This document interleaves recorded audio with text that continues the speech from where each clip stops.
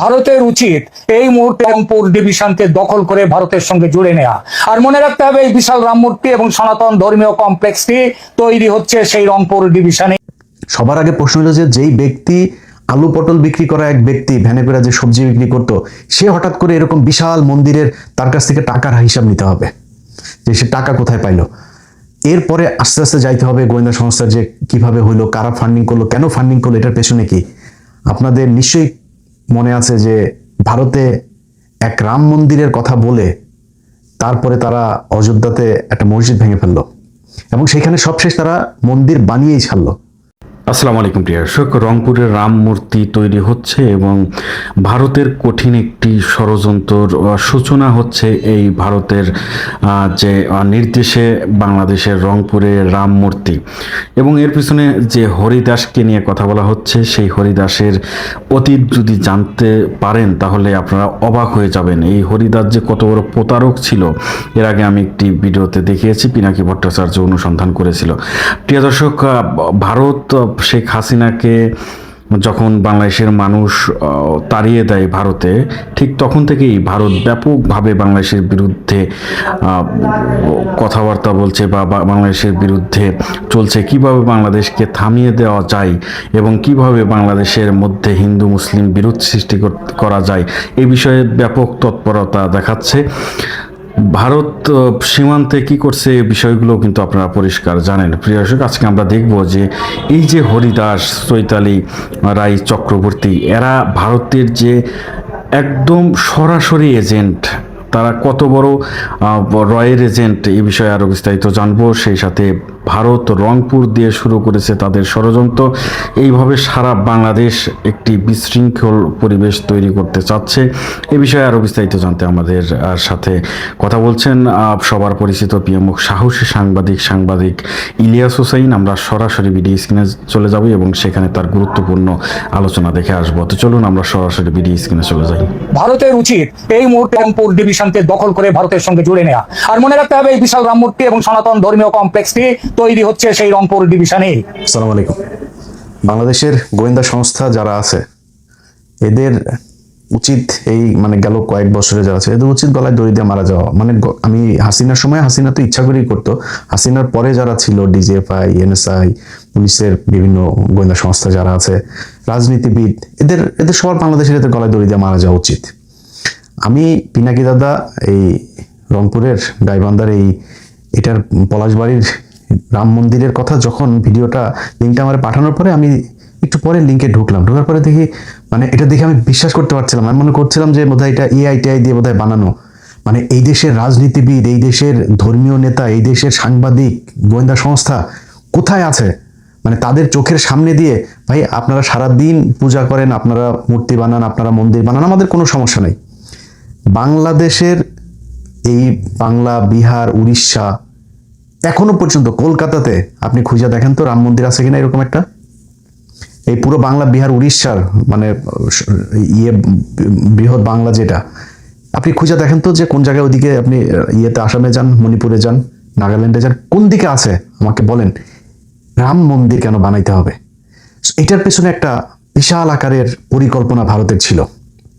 সবার আগে প্রশ্ন হলো যে যেই ব্যক্তি আলু পটল বিক্রি করা এক ব্যক্তি ভ্যানে করে যে সবজি বিক্রি করতো, সে হঠাৎ করে এরকম বিশাল মন্দিরের তার কাছ থেকে টাকার হিসাব নিতে হবে যে সে টাকা কোথায় পাইলো।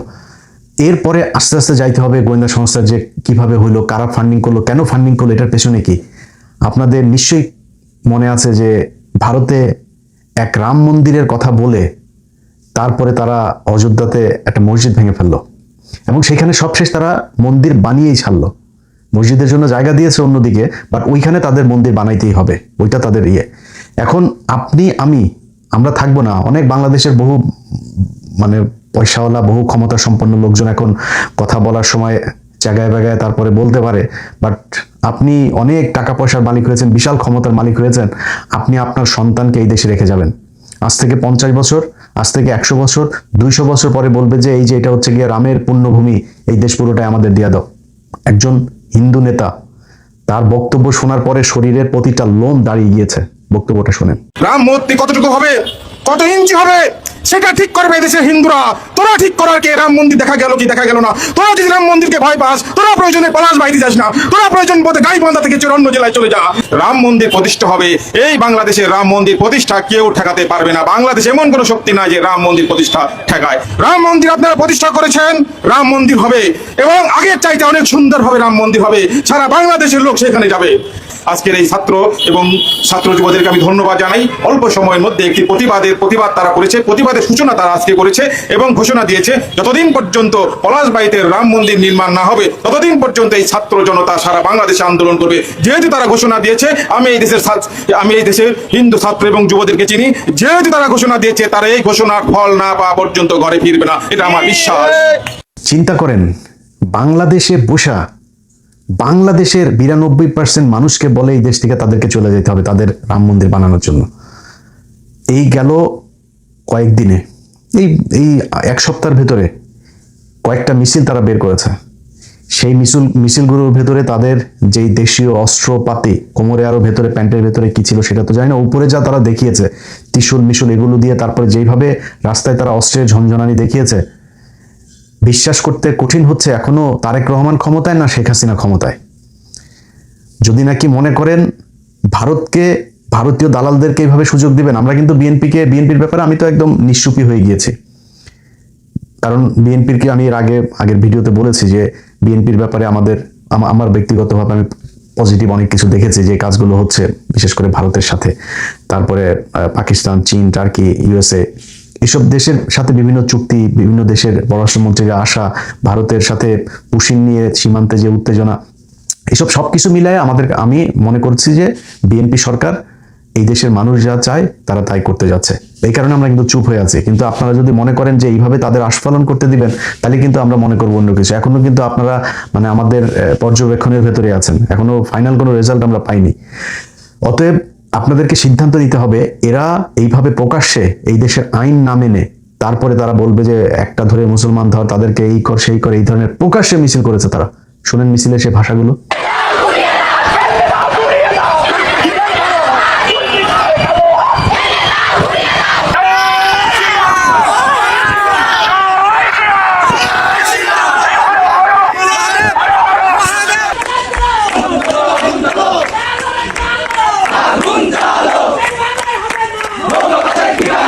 এটা এই সম্প্রতি এই মিছিল হয়েছে।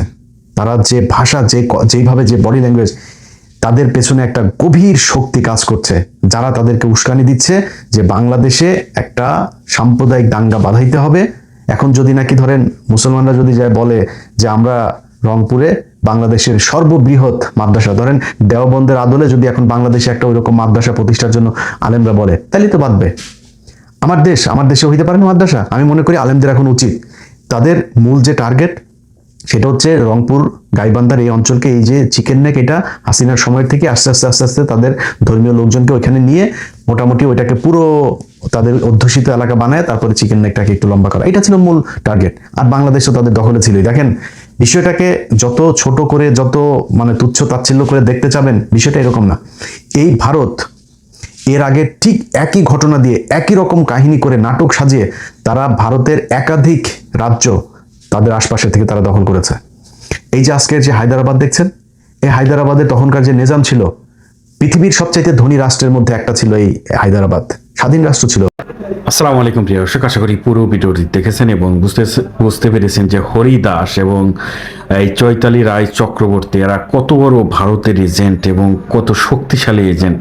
বিশেষ করে হরিদাস প্রতারণার মামলায় বা প্রতারণা করার অভিযোগে তাকে কিন্তু শেখ হাসিনা সরকারের সময়ে গ্রেপ্তার করা হয়েছিল এবং সেই ভিডিওটিও কিন্তু আমরা গত পর্বে দেখিয়েছি। পিনাকি ভট্টাচার্যের একটি বিশেষ প্রতিবেদনে আমরা সেই ভিডিওটি দেখেছি যে শেখ হাসিনার সাথে ছবি তুলে শেখ হাসিনার বড় ধরনের সহযোগী বা উপদেষ্টা বা পিএস নানা ধরনের কথা বলে তার এলাকা থেকে বাংলাদেশের বিভিন্ন জায়গা থেকে এই প্রতারক হরিদাস সে কি করলো, কোটি কোটি টাকা হাতিয়ে নিয়েছে, এরকম প্রমাণ কিন্তু আমরা পেয়েছিলাম। প্রিয় দর্শক, এই হরিদাস এত বড় প্রতারক হওয়ার পরেও বাংলাদেশের কিছু মানুষ তাকে বিশ্বাস করছে চিন্তা করেন যে এত বড় একজন প্রতারক, তাকে বাংলাদেশের মানুষ বিশ্বাস করছে। এবং এই হরিদাসের প্রতারণা দেখেই আমার মনে হয় যে ভারতের যারা এজেন্ট রয়েছে, ভারতের যারা গোয়েন্দা সংস্থা রয়েছে, তারা এই হরিদাসকে টার্গেট করে এবং এই হরিদাসকে ভারতে নিয়ে যায়, ট্রেনিং প্রাপ্ত করে তাকে এই রয়ের কাজে ব্যবহৃত করা হয়। আজ হরিদাস, তার বাবা ভাতই পায় না। এই হরিদাসও একসময় কঠিন জীবনযাপন করেছে, কিন্তু হরিদাস এখন কোটি কোটি টাকা দিয়ে মন্দির নির্মাণ করছে। মন্দির তো করছে, করুক, তাদের অধিকার, তারা মন্দির নির্মাণ করুক, কিন্তু বাংলাদেশে মুসলিম একটি দেশ, এই দেশে ওপেনে রাম মূর্তি তৈরি করছে 81 ফুট সম্ভবত, যা অত্যন্ত দুঃখজনক বাংলাদেশের মানুষের জন্য। এবং এটা যে ধর্মীয় একটি কোলাহল শুরু হবে বা ধর্মীয়ভাবে একজন আরেকজনকে আঘাত করবে, এগুলো ভারতের টার্গেট, যে ভারত রাম মন্দিরের জন্য টাকা দিচ্ছে, রাম মূর্তি করছে হরিদাস, এবং এই নিয়ে বাংলাদেশের মুসলমান এবং হিন্দুদের মধ্যে কথা কাটাকাটি হবে। যারা উগ্র হিন্দু রয়েছে, যারা মূর্খ হিন্দু রয়েছে, আছে না, সব ধর্মেই কিন্তু উগ্র ধর্মপন্থী যারা রয়েছে, কিছু না বুঝেই ধর্ম নিয়ে বাড়াবাড়ি করে। এরকম ধর্ম নিয়ে হিন্দুরা যারা বাড়াবাড়ি করে, তারা মনে হচ্ছে মুসলিমরা আমাদের এই রাম মূর্তিতে বাধা দিচ্ছে। বাংলাদেশের মন্দির তৈরি করো, আমাদের সমস্যা নাই, মূর্তি তৈরি করো, সমস্যা নাই, তোমরা মূর্তি তোমাদের মন্দিরের ভিতরে রাখো, ওপেনে মন্দির চলবে না, ওপেনে কি বলে যে মূর্তি চলবে না। সুতরাং ভারতের এই যে চাল, ভারতের এই যে